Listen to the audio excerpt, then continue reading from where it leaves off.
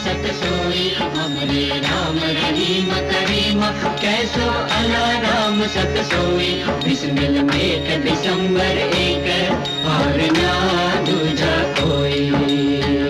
उत्तर भारत के भक्ति संत कवियों ने फिर एक बार सारी रिवायतें उलटनी शुरू की, खास तौर से कबीर ने, जिन्होंने मजहब, जात, लिंग, किसी भी फर्क को हिमाकत समझा और सिर्फ एक निर्गुण ईश्वर को स्वीकारा। हमरे राम रहीम करीम, हमरे राम रहीम करीम, हमरे राम रहीम करीम, हमरे राम रहीम करीम, हमरे राम रहीम करीम, कैसो अला राम सत सोई, बिस्मिल मेट दिसंबर। रुक जाओ। बिस्मिल मेट दिसंबर एक, और ना दूजा कोई। ये यहाँ क्या चल रहा है? क्या पड़ा? यहीं पर कबीरदास का सत्संग होता है और वो आदमी है कबीरदास। उसे यहाँ बुलाओ, मैं उससे मिलना चाहता हूँ।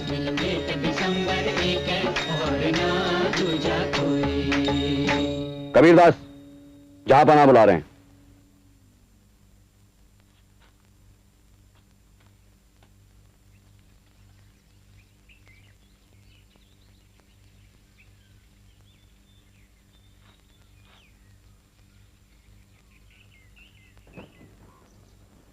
अच्छा, तो तुम ही कबीरदास हो। मैंने तुम्हारा नाम तो सुना था, मैं तुमसे मिलना चाहता था। यहाँ ये क्या कर रहे थे? भगवान का नाम लेते हैं साहब। तुम सिर्फ दरवेशी ही करते हो या कोई और काम धंधा भी करते हो? मेरा मतलब है कि भीख मांग कर खाते हो या? जुला हूँ साहब, कपड़ा बुनता हूँ। वो मेरा गुरु भाई रायदास चमार है, सेना नाई का काम करता है और बशीरा बिस्ती है। अच्छा, तो तुम फकीर नहीं हो। मैं सोचे बैठा था कि तुम फकीर हो, तुम फक्त खुदा की इबादत करते हो। तुम तो दुनियावी आदमी हुए।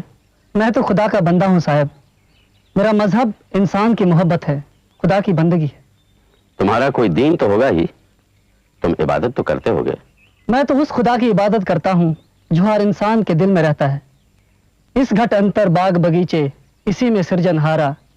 इस घट अंतर 7 समुंदर, इसी में 9 लाख तारा। इस घट अंतर पारस मोती, इसी में परखन हारा। इस घट अंतर अनहद गरजे, इसी में उठत पुहारा। कहे कबीर सुनो भाई साधो, इसी में साईं हमारा। मगर ये मेरे सवाल का जवाब तो नहीं हुआ। मैं फिर पूछ रहा हूँ फकीर कि तुम्हारा मजहब क्या है? मैंने मजहब छोड़ दिए हैं साहब। मजहबों को छोड़ दिया है?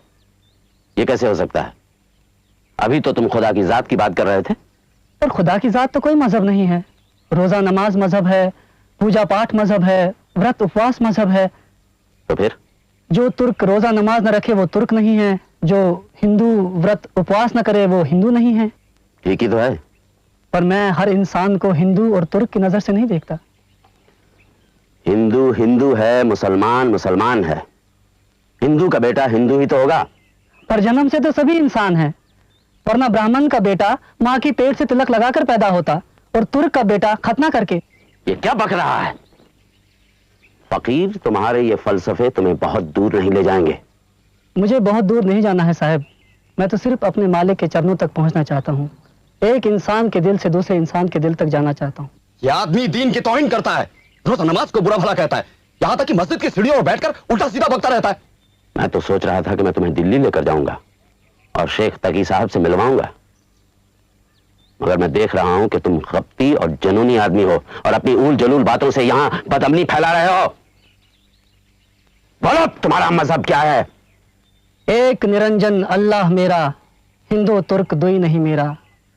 पूजा करूं न नमाज गुजारूं, एक निराकार हृदय नमस्कारूं। ना हज जाऊं न तीर्थ पूजा, एक पिछाणी तो क्या दूजा। कहे कबीर भरम सब भागा, एक निरंजन सो मन लागा। इसे शहर से बाहर ले जाओ और हटाओ इन लोगों को यहां से। निर्भय निर्गुण गाऊंगा, मोको कहाँ ढूंढे रे बंदे, मैं तो तेरे पास में। ना मैं देवल ना मैं मस्जिद, ना काबे कैलाश में। ना मैं देवल ना मैं मस्जिद, ना काबे कैलाश में।